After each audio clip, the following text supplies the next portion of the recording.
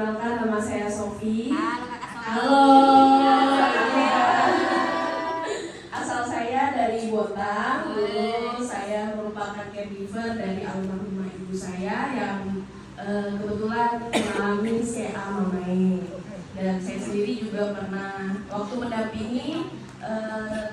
Jadi mama saya itu berobat CA, kanker, saya tumor payudara.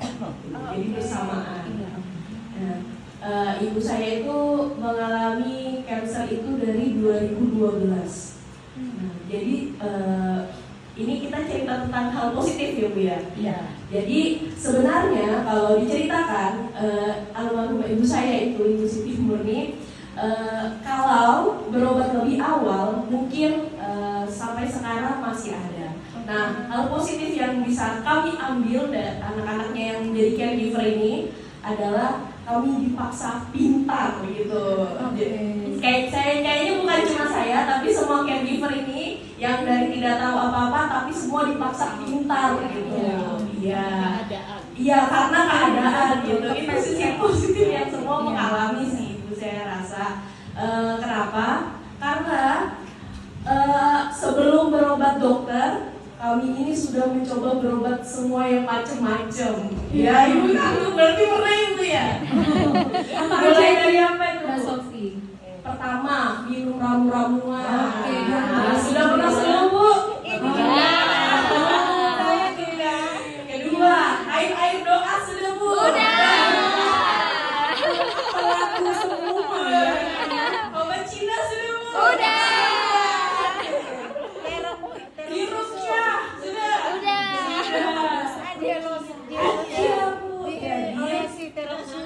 Jadi ibu saya waktu itu dari 2012 sampai 2018 itu kankernya tidak kambuh. Bayangin kalau di kemo mungkin langsung sembuh ya. Nah, ketika 2019 itu dropnya apa? Tidak bisa berjalan, lumpuh. Sempat kakinya mengecil satu. Segala cara dicoba, dah sembuh sampai akhirnya mastektomi juga waktu itu. Kami bingung. Kami kira waktu itu kanker itu ketika sudah ada benjolan diangkat sudah sembuh, benar nggak Bu? Ya. Betul. Sekalinya tidak seperti itu. Sekalinya ternyata kanker itu kalau sudah ada bibitnya kemana-mana. Itu yang tidak kami tahu. Betul nggak? Iya. Jadi kami dipaksa pintar. Nah, setelah itu sempat tidak bisa jalan, mungkin ada sekitar 6 bulan, waktu yang cukup lama. Kami akhirnya menyerah dan berobat ke dokter. Di waktu itu di Rumah Sakit Umum Bontang. Kami dirujuk ke Samarinda dan di sini mengalami keajaiban. 3 kali kemo tulang ibu saya bisa jalan. Padahal waktu itu kata dokternya Mbak Asri ya, penyebaran ke tulang belakang.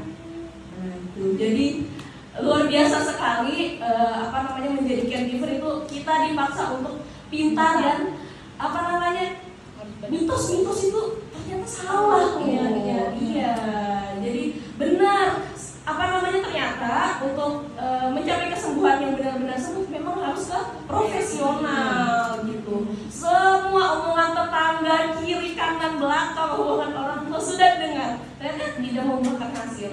Yang betul apa? Kita ke profesional. Dan sekarang anak-anaknya semua, mulai dari kakak saya yang tua sampai adik saya yang kecil itu, benar kami mendampingi ibu kami dan semua dipaksa untuk pintar gitu. Bagaimana sih waktu itu cara ketika jam-jam nyeri ya Bu ya, pasti kemo itu kan sangat berat. Gimana cara menghadapi pas nyeri, habis itu mual, mupas, seperti itu. Tidak bisa makan sariawan. Dan waktu itu karena kami itu sempat dokter itu juga memutuskan untuk berhenti kemo karena keadaan sudah menyebar ke kepala. Akhirnya bagaimana sih kami pendampingannya di rumah sampai selesai. Seperti itu kami memang benar-benar, karena kan waktu itu kan sudah tidak bisa berbuat apa-apa ya. Di kemo sudah tidak bisa, hanya mengkonsumsi obat untuk mengurangi nyeri saja gitu. Jadi memang kami dipaksa untuk tidak panik. Caranya bagaimana tidak panik? Habis itu ketika nyeri tapi tidak bisa dibawa ke rumah sakit itu harus bagaimana gitu ya kan, itu kondisi yang lumayan berat waktu itu sih. Nah, bagaimana sih cara supaya kita nih tidak nangis di samping pasien ya Bu ya, tidak galau. Kalau ada yang tadi bilang gelisah, galau, merana ya tuh gegana, iya gelisah. Iya, kalau saya sudah dikasih saya curhat jadinya Bu. Jadi singkat saja kalau sisi positifnya menjadi caregiver adalah pertama kita sebagai orang yang tidak tahu apa-apa dipaksa menjadi pintar, akhirnya ilmu itu kan kebaikan menular. Nah, iya. Bahkan ketika saya sudah menyelesaikan pengobatan ibu saya, ilmu itu bisa saya bagikan. Kenalnya Rumah Singgah di mana? Kenalnya Rumah Singgah awalnya itu karena dari Bontang ya. Dari Bontang kebetulan dulu tetangga saya ada yang sudah duluan berobat ke Samarinda, namanya almarhumah Ibu Rika. Jadi yang mengenalkan itu tetangga. Jadi tetangga saya juga waktu itu sudah mencoba segala cara sebelum kemo ya Bu ya. Ternyata memang setelah kemo lumayan membaik gitu. Dari situ akhirnya ayo ibu berobat, yang mendorong ibu saya berobat juga tetangga yang sudah mencoba berobat gitu. Jadi mematahkan mitos dulu. Iya. Tapi akhirnya Mbak Sofi keluar dari kepercayaan terhadap mitos kan juga susah ya. Susah banget ibu, karena keluarga itu ya benar-benar kenapa ibu mau dioperasi, kenapa kemo itu yang bikin tambah parah, benar-benar kita tuh juga takut gitu. Betul.